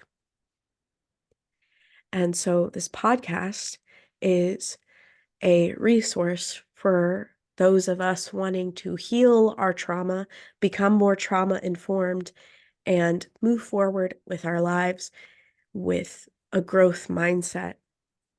And I think trauma really hinders that growth mindset, makes you stuck, makes you fearful, makes you avoid it, makes you anxious. And it it's like my whole goal for this podcast is that we understand that we're worthy of love, respect, consideration, and Mm. no one deserves abuse, no matter what Oh, yeah. form it takes. So, at the top of the episode, before I started the interview with you, my plan for this episode was to first and foremost talk to you about your abuse story. I wanted us to discuss how we can recognize abuse happening, which we have. Mhm. And the next step is I want us to discuss how to prevent abuse from further occurring. If, say, someone listening is in an abusive situation, what would you say to them on getting out of that situation? Hmm. Like the first few red flags. Notice the red flags first. As soon as you see those few flags, you go. You go. Because once the deeper you get in, it could either be very painful, of course, worse, way worse, to where it can end your life or put you in the hospital. Well, yeah, because I've Or it heard of can hurt someone else, Um, two. one of my best friends, Yeah. she was driving and she noticed a couple fighting in their car. And so she pulled off to the side of the road. The woman in the passenger seat grabbed the driver's wheel and made him hit my best friend. And then once he hit her, she got out of the car, grabbed her stuff, and ran for her life. And the cops later told my best friend that they were in an abusive relationship and the guy was hitting her. But she thought the only way she could get out was to crash the car, which we're glad that she's safe. But, or my best friend broke both her thumbs, like who was driving the other car. Oh, And oh. she has also been in abusive relationships, and she's like, she posted it on her Instagram. She's like, please, guys, never let it get to that point where you're in the car with this person and you would rather crash the car because you are putting so many other lives in danger. Right. Right. I mean, uh, there are flags. Learn them. Learn them. I mean, yeah, if you're a TikTok user, there's those red flags, green flag things, but those aren't legit. Those aren't always accurate. It's just guessing. But yeah, I don't know if you've ever seen one of those videos where it had those green flags. Oh, green flags. You love money, you love books, and then you love spinach or something, something that you do not like or something, or the red flags kind of thing. But you get it. Um, but one red flag, if they raise their tone at you, that's a tiny red flag. That's like, yeah. I mean, some people could be raising their tone and they don't really mean it, and then they'll never be like that after that. But like, start being more of like controlling too, taking things from you, like such as food or, your money, winning your stuff, assets, stuff like that, controlling your like who you're like once they take away a phone, yeah, yeah. When I let me explain. I had a phone, but it wasn't on when I moved there the first time around. Someone paid for it to get a hold of me because I had Cricket. They did the little bridge pay, $20, so they can get a hold of me, and it was on. Oh, he took that and broke it. Yeah. That was like, I'm thinking of other red flags. Like, I know you might know a few, but depending on the type of situation, like if it's abuse, like if Yeah, because there's so many. even with its abuse within your parents, um, if you are feeling fearful of them finding something out, whether it's good, bad, and different, if you are fearful of them taking your things or you're hiding your belongings so that they don't take them away. I knew a girl in my high school that had a very abusive father who would just go around and just raid her closet for anything. She was such a good girl. Like he was constantly looking for drugs, for any porn. He kept saying, "Do you have porn in Mhm. here?" Like flipping over her dresser, like emptying out all her drawers. And she got a love letter from her boyfriend. And she was like, I need to find a place to hide it because I'm so worried that if he finds it, he's going to call me a whore. No, the love letter is innocent. It's sweet. There's nothing wrong with that. Right. And Sorry, she it's was nausea. terrified. I get nauseous from time to time. Don't Yeah. work up or anything. It's just it's they don't know what it is if it's leftovers from my illness from Mm, before after having they thought they took it all away in my stomach because it's the size of an egg. But go I'm so sorry. it's okay. Continue. It's okay. Like when it comes to an abusive situation with your parents, sometimes one of the best things is to become emancipated. I had to Hmm. become emancipated from my mother. It was a long process, but it was worth it. Um, and in Texas, you're not legally emancipated from your parents, like school-wise, until you're 25. And so I had to go through this whole huge process because my dad was dead and my mom refused to sign my FAFSA paperwork to log her income. So I had to become legally emancipated in the eyes of Texas at like 19 so that I could get student aid to go to college. And I had to prove that she was abusive. I proved it without a shadow of a doubt. Took me like a whole hour. But sometimes that is a really great way. Yeah. Another great way to avoid an abusive situation is to find a good group of people, to find those chosen family of people who care about you, want what's best for you, and will support you. Now, I don't mean like support you in making bad decisions, but I mean that will support you through advice, through nurturing, Mm-hmm. and through enabling you to succeed. And those people are hard to find, but sometimes you have to be that person for yourself, and then you'll start to attract more of those people to you. Once you Yeah. start showing yourself respect, the respect that you deserve as a human, the worth that you deserve as a human, your worth is inherent. It is not in what you do. It is not in what you say. It is not in what you can provide for the world. Your worth is just inherent in you existing. Once you start showing yourself that love, compassion, empathy, and understanding, that is when you're going to start to attract more of it. They say it's the law of attraction. If you start to feel worthless about yourself, you're going to attract people who will see you as worthless.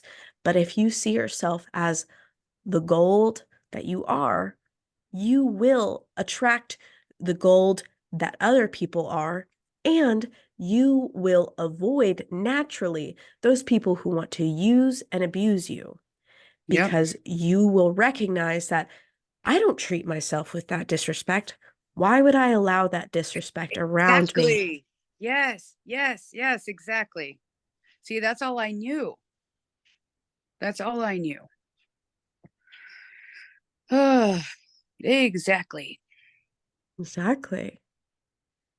You know, getting out of an abusive situation is very difficult, but we have so many resources in our description for those of you going through domestic abuse, uh, from just a number that you can call 24/7 is the Domestic Abuse Hotline, which is 1-800-799-7233.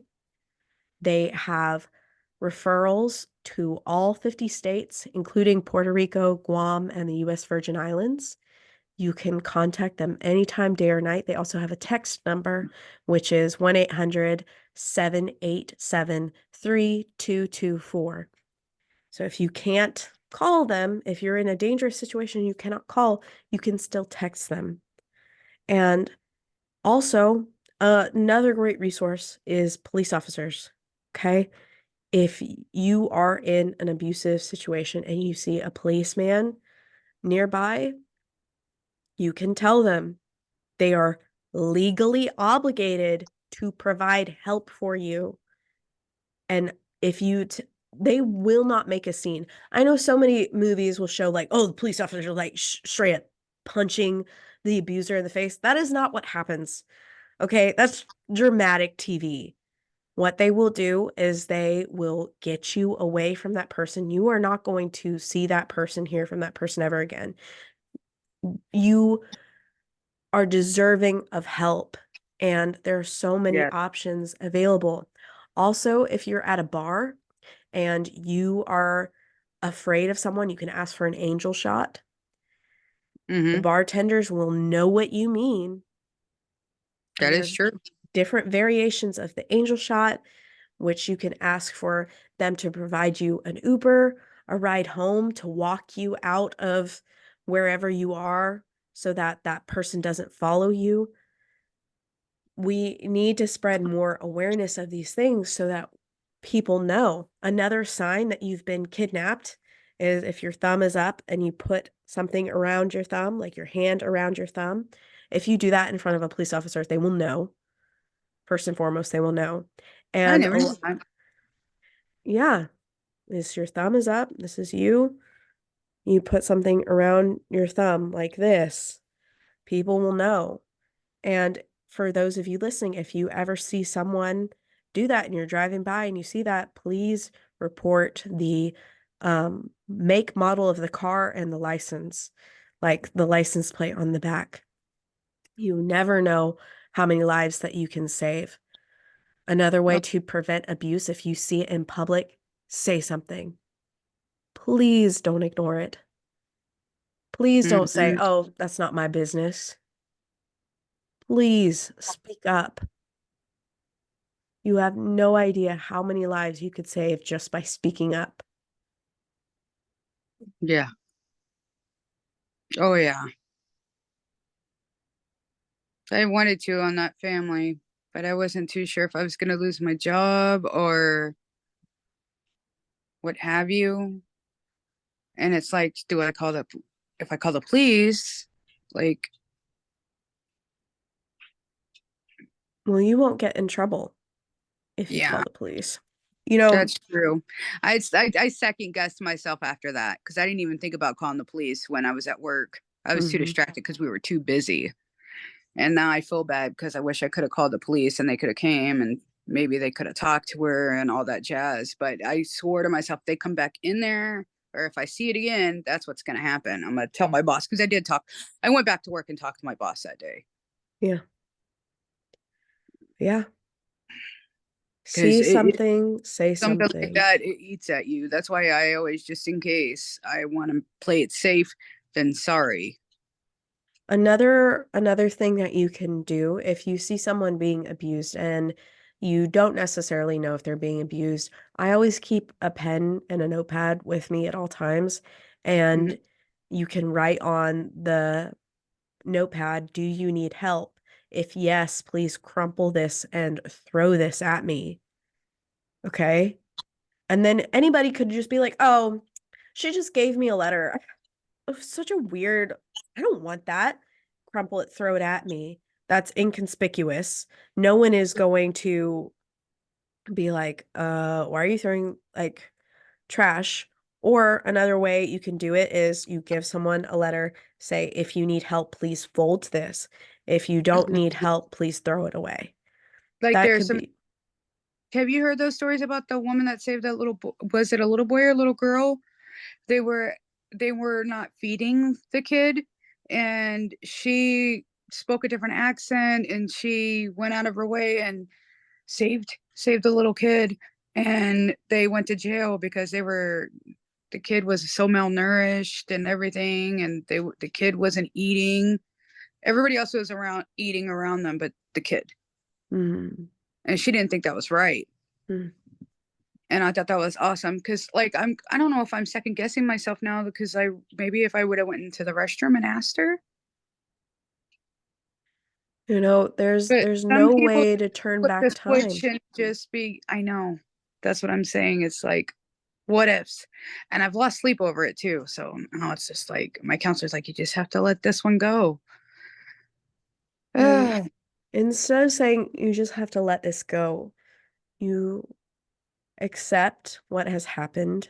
You recognize what you can do in the future if you see it happening again, because you Yes. know you can change something going forward.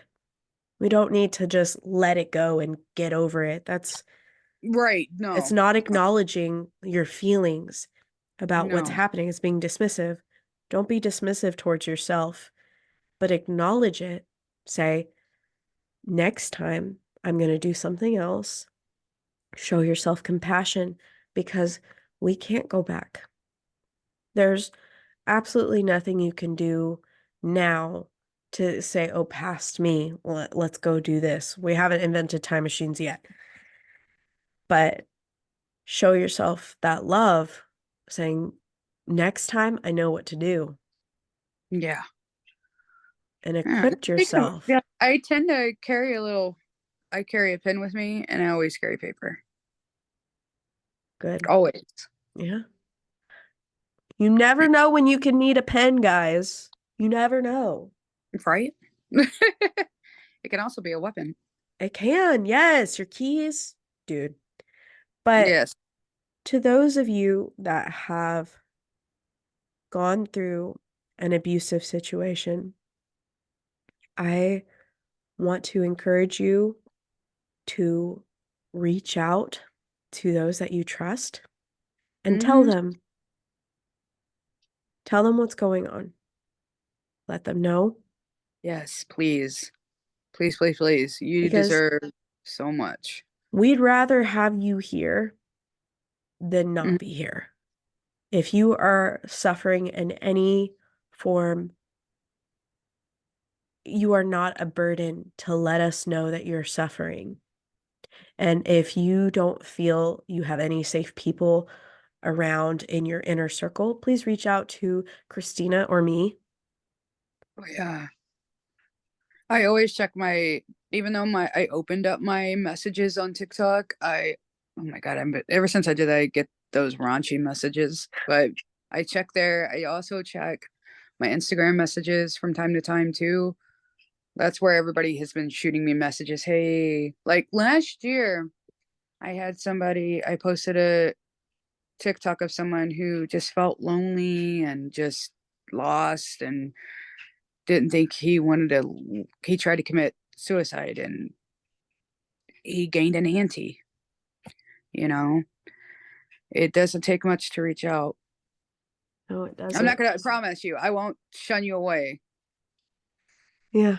And we also have the Discord server where if you don't feel comfortable sharing Your like who info. you are, like your Hmm. info, you can anonymously share anything and get some peer support. We have lots of people on there that care, that really do care.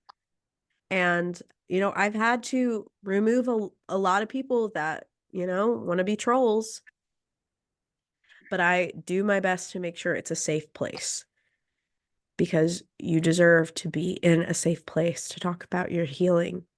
Oh yeah. Oh, there's always some trolls. There Gosh. is. It's okay. You have like a soothing voice. Is it because I'm sick or is it my natural tenor? No. You have a soothing voice even before you were sick. So Great. I'm it's glad. relaxing. Well, it's Oh, also good, 'cause especially if you're doing a podcast, people are going to want to listen to you. yeah. So here are some ways to support someone who has been abused. Listen to the person and believe them. Honor where they are in their process and do not push your personal views, your ideology, your faith, none of that. Just honor where they are. Offer assistance and let them know that they're not alone. Help them note down all the details so that they can remember. Remind them that they're not to blame for anything that has happened to them. Encourage them to seek professional support, either through a confidential hotline or medical or mental health care providers. Encourage them to speak up about the abuse and report their abusers to the authorities because keeping it a secret only protects the abuser. Respect whatever their choice is and respect whatever choice they're going to make. Continue to let them know that you are there regardless of what they decide. In the description, we're going to have some domestic violence support groups because domestic violence is extremely traumatic and you can become re-traumatized from past experiences. So it's incredibly important to talk about it, not get it out of your system, but acknowledge it happened and then take the steps necessary to move forward. Recovery takes time, but speaking up about the abuse, leaving the abusive situation, and seeking treatment are important, vital steps to take. So, speaking to our listeners, what would be your message about healing from domestic abuse? About healing. Healing. Hmm.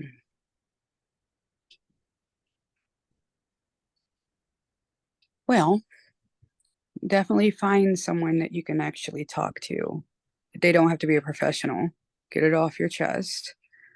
Learn to love yourself and relearn, you know, that you aren't it depends on how long you were in the situation of abuse, because you have to unlearn trauma. Well, not unlearn it, but certain things you have to train yourself that you're not like that. You're not an idiot. You're not worthless. You're amazing. You could be an awesome human being. You're not fat. You're not ugly. You got to love yourself, but it's going to take time. Everything takes time. It doesn't, you can't just wake up and say, "Oh, I'm healed. Woohoo. It's a miracle." That would be amazing. Take time, but put the work in. Seriously, put the work in.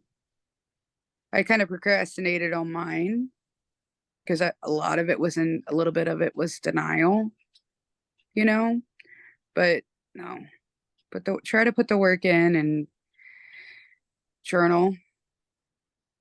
Surround yourself with positive, uplifting people. Yeah, who only want to see the best of you, if that makes any sense.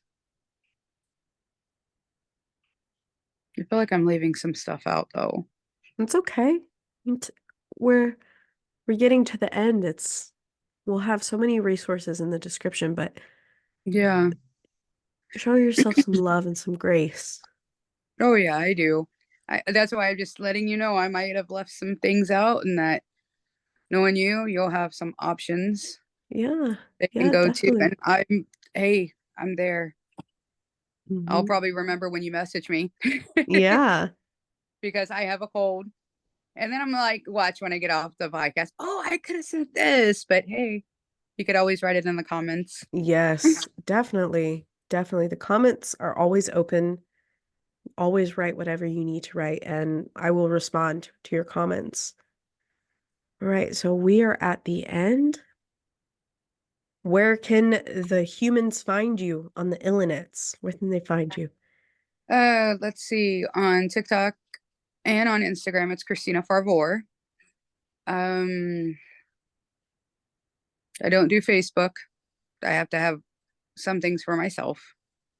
I draw the boundaries at Facebook. But not to the people that are on there already. If they need me, they know to reach out. But yes, Instagram and TikTok, Kristina Favour. I don't do Twitter. Too much drama on Twitter. Hmm. Yeah, it's crazy. Well, thank you so much for sharing. Of course. Thank you for having me. Today's memes of the week from our Discord are right here. If you're watching us on YouTube, let's get into those memes.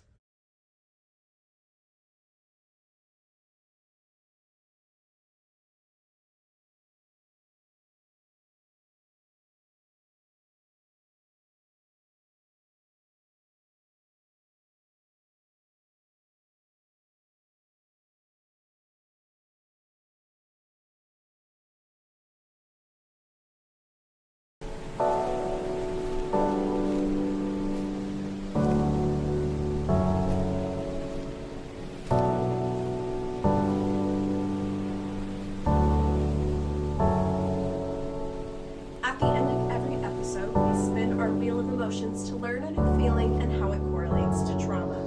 So, a little of your mother, that's soothing challenge. Alright, let's spin.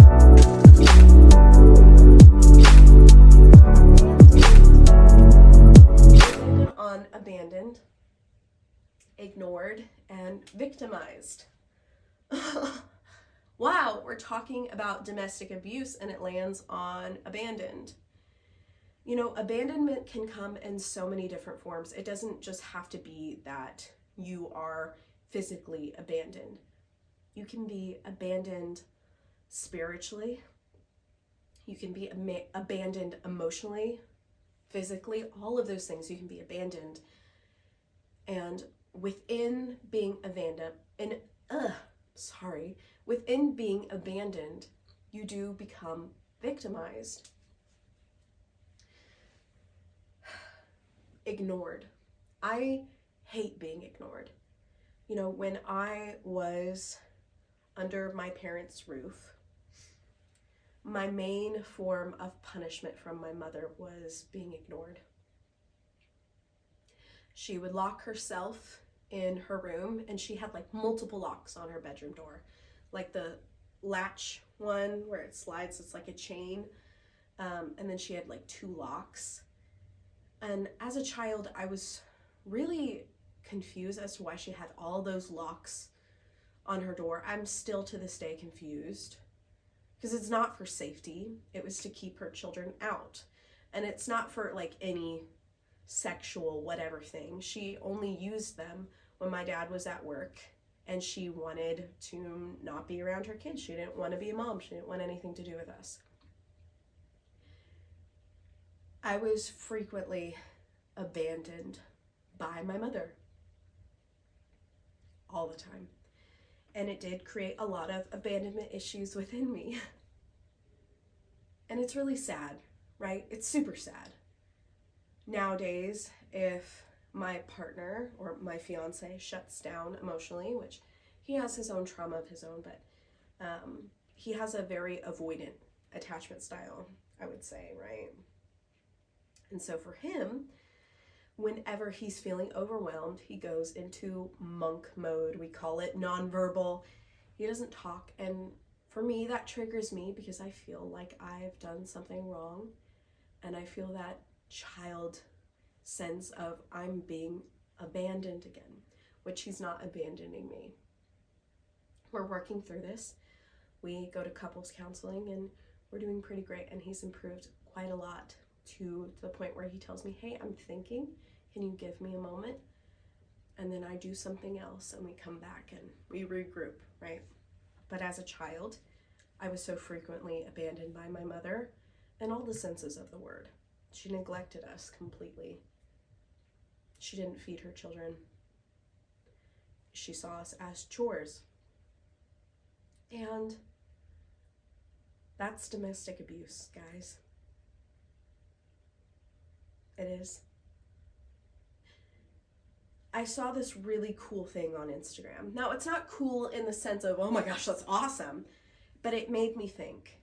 And there was this Instagram post that said, you as a parent, even if you're a parent or not a parent, you as a parent, if you would not subject your child to the childhood that you went through, then you went through abuse and you have trauma from that childhood.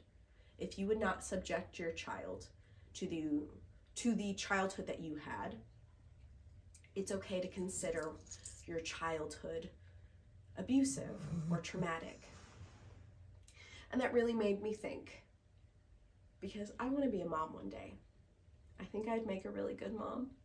I really hope so one day that I will be a great mom, but I would never, ever allow my child to be alone with my mother.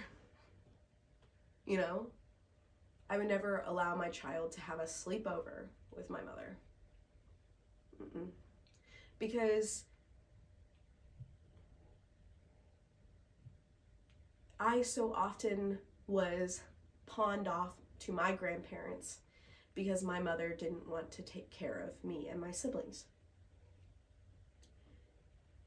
So yeah, why would I want to subject my own child to that trauma?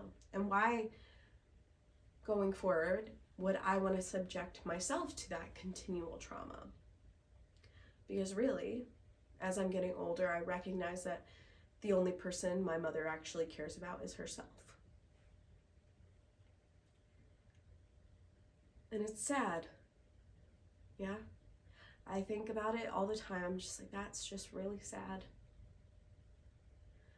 But within that, I need to continue to show myself compassion, love, understanding, and grow from it. I will never allow myself to feel unwanted by myself again, because I was raised by someone who didn't want me. So I'm going to continue to want myself and love myself, because I deserve to be here. And so do you. We deserve to be here. So let's stop self-abandoning.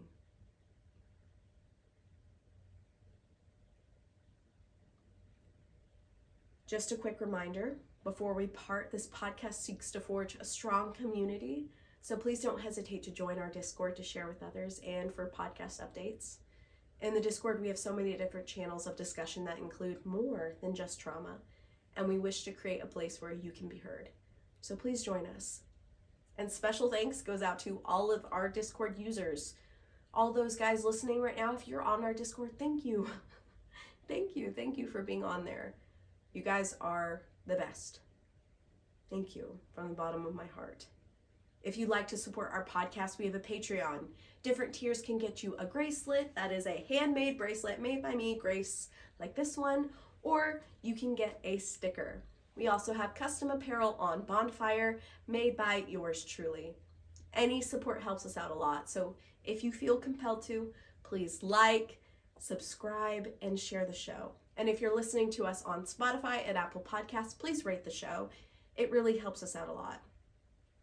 Remember, you are capable of a fulfilling life in spite of your circumstances and your trauma. May you rise again from the ashes and be filled with peace, hope, love, joy, and understanding. I'll see you guys in the next episode where we're going to be with the one and only Claude Beauty, aka Catlin, my bestie, my girl, my homie. We're going to be talking about seasonal depression. So stay tuned for that episode next week, Sunday at 1 p.m. I'll see you guys later. Bye.